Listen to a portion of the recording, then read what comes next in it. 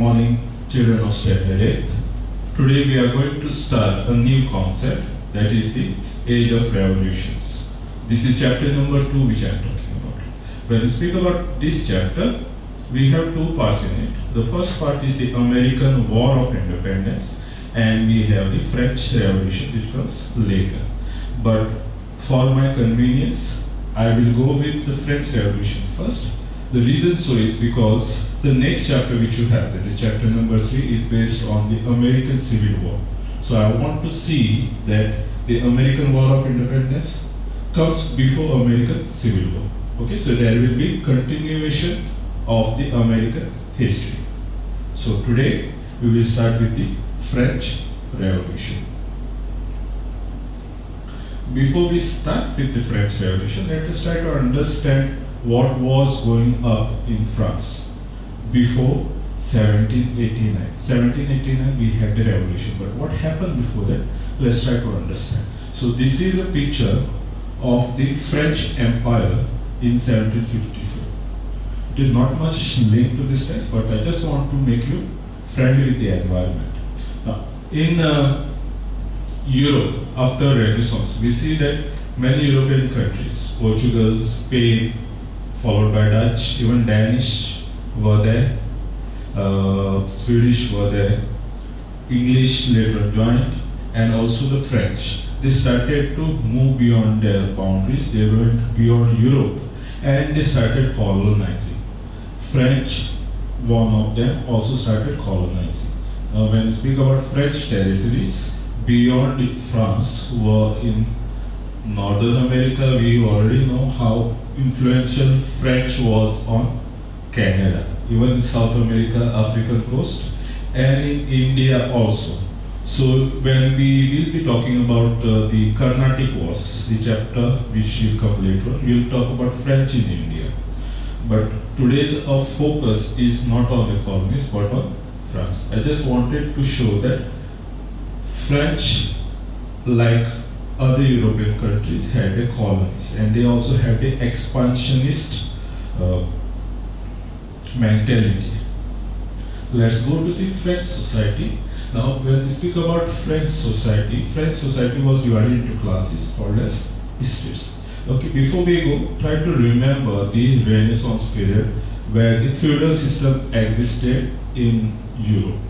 Okay, this is not like that, but it was somewhat the feudal system which was existed in the Renaissance period. So these three estates which they had was the first estate, which mostly consisted of clergies, the representatives of Pope from Rome. The second estate, which mostly represented nobilities. Nobilities were mostly royal families, commanders, soldiers, and high caste people. Then we had this third estate, which was mostly the other group of people. Mostly the general public came in the third estate. Okay. Now, if you see the division, okay, let me just talk about first two estates. First two estates, the group of people, the number of people was quite small, but the control over power, the control over economy, the control over administration, these two groups were very, very powerful. When we speak about this third estate, the population was large, but the control over money, land, estates, you can say, administration, all was very, very less. Okay, now when we speak about third estate, the type of people which existed in this were mostly the peasants, artisans, workers, also foot soldiers, and we also had another group of people called as bourgeoisie. Okay, the word bourgeoisie, which roughly means the middle class people. So these were the estate system. Now, I have already spoken about their powers. Now let me talk more about their privileges which they had. Okay, when I speak about first two estates, they did not have to pay any direct taxes. All the direct taxes mostly paid by the people of third estate. Second thing, all the king's decision. Okay, when we speak about France, the powers were mostly in the hands of king. Any decision which were taken were mostly influenced by these first two estates. Thirdly, Both these states mostly controlled the large administrative bodies. When you speak about any office, the head of the office was mostly belonging to these two groups. So these two groups and this third group, they had quite a different lifestyle. Let's go to the next part. The next part which we have is the causes. Now, for my convenience to teach, I have divided that into two groups. First is the inspirational. From where did the French people got their inspirations? That will be first part. The second part is the circumstances or the environment in which they live, which led to the French Revolution. Let's go to the inspiration first. Okay, these are the three more important people in France: Montesquieu, Voltaire, and Rousseau. Okay, they have written lots of work. If you get a chance, please read those. These were the philosophers from France. How did they influence the people of France? They made the people of France realize the importance of democracy, the importance of freedom. They popularized the concept of liberty, equality, and fraternity. I repeat, liberty, equality, and fraternity. You know the meaning of the word equality. Liberty in general means freedom, and fraternity means brotherhood. Brotherhood means does not matter which area you come from, which group you come from, you are all one nation. Any problem to you is common problem for us. So these ideologies were preached by this type of philosophers. There were some more, but these are the main philosophers: Montesquieu, Voltaire, Rousseau. Then we have another incident which just took place around 6 years back, but not in France, but in United States of America. The Americans had a war, the War of Independence against the British. Many French soldiers were also involved in this American War of Independence. Over there, they learned that the way the Americans fought against their overlords, they too can fight against their overlords. Now let us go to the other factors, the factors which led to the French Revolution. First is Louis XIV. Louis XIV was the ruler of France, roughly at the end of the 17th century, in the beginning of the 18th century. He was called as the Sun King. He was one of the powerful kings which France has seen. During his time, he focused more on expansion of territories, even with the neighboring countries like Belgium, Netherlands, German states, Spain, Italian states. He had lots of wars and he conquered some of the territories. For this, even beyond the boundary of Europe, in North America, in Africa, for war he spent lots and lots of fortune. Okay, the French treasury, the money decreased very quickly, and it had a very adverse effect on the people. He did not have to face much effect. His grandson Louis the 16th had to face the effect. Okay, now this is Louis the 16th. He was the king of France during the French Revolution took place, and his wife Marie Antoinette. Regarding these two people, they are known to be living very extravagant life. Okay, especially Marie Antoinette was known for losing lots of money in gambling. They were not bothered about people. Even if you get a chance, just read a story about Marie Antoinette where she said, if people are not getting bread, let them eat the cake. You will understand how they were looking towards the people. Now, let's go to the next part, tax system. Before I go to extra tax system, let me explain this. Okay, so we have one clergyman, we have a noble.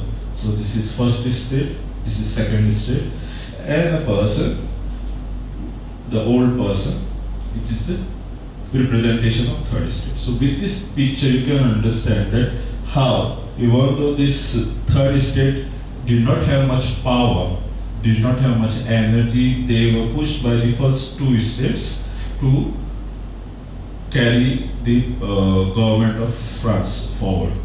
Okay, whenever there was any requirement of money, instead of these groups paying tax, the third state used to pay more tax. Even when you speak about the running of administration, it was mostly in the hands of first two states, but it was one of the corrupt state, corrupt group.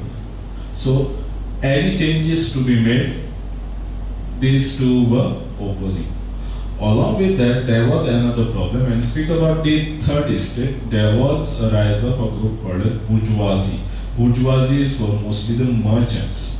And recently, because of industrial revolution and expansion of trade, they also got money, but they lacked political power. So they were willing to push back this group.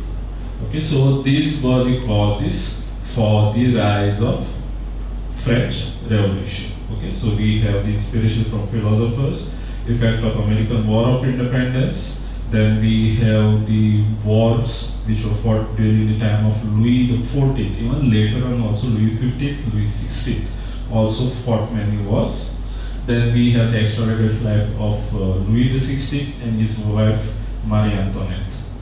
Then we have the tax systems, another system which was burden on the third states. Let's go to the events now. When I speak about French Revolution, what happened in the month of June of 1789 is that there was supposed to be a parliamentary session held under the guidance of King Louis XVI in Paris.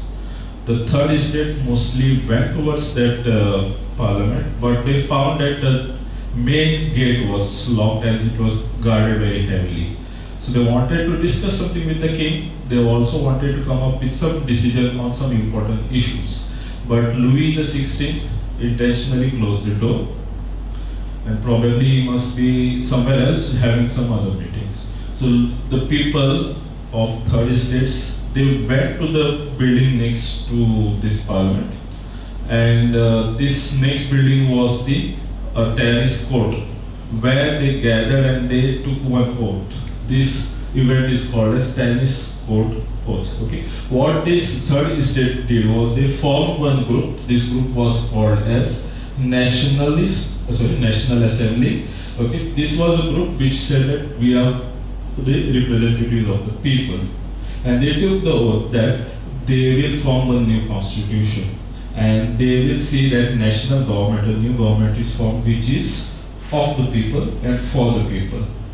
The main event which took place later on was on 14th of July 1789.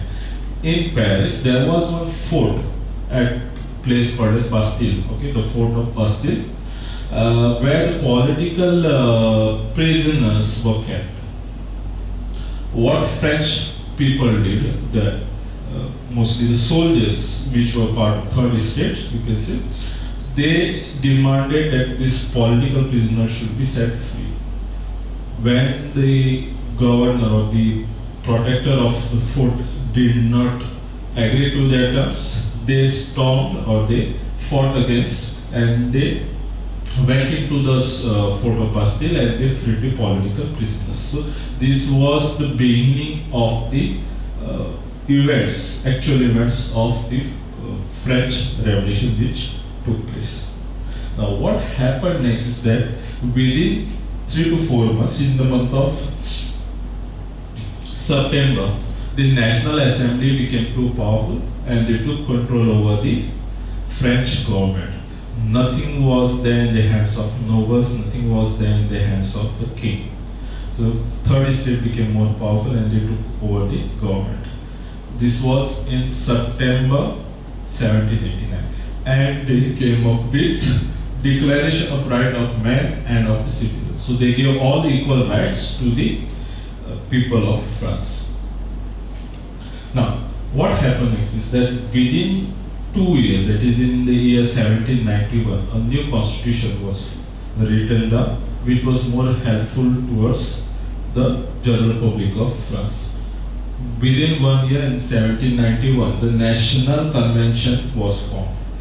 National Convention, what they did was, the king, who was the head of the France, was removed from his post, and they declared that France would become a republic.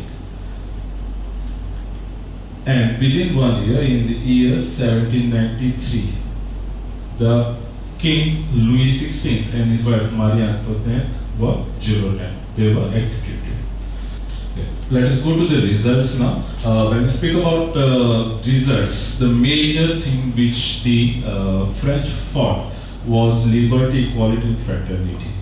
They acquired that. The major aim they acquired. They got all the powers in their hands. So people of France got all their powers in their hand. Okay. They also saw the rise of democracy. Voting was allowed. People demanding and government listening to their demands was allowed. We also saw in 1792 the National Convention declared France a republic. Okay, not monarchy. So the powers of the monarch was totally diminished. Sorry. We have the third thing. Already saw the state system which existed in France before, but after the French Revolution, the state system also got rid of. Okay, clergies, nobles lost all their powers, all their estates, all their money was taken by the government, and it was distributed among the people. And we also see the rise of spirit of nationalism in France. But if you are thinking that after the French Revolution, people started to live happily ever after, I would not say that. After the French Revolution, we see the era of chaos. People taking control of power. The controller of power, whoever took the control of power became the dictator. We see many people getting killed or guillotined. This was the method which they used for executing the people. Even the king and the queen was executed this way, guillotined. Many political prisoners were killed this way. Even there was overthrow of the power, and we see coming of another group of people on the French government. Okay, and lastly, we see rise of Napoleon Bonaparte. With this, I will end my session. Thank you.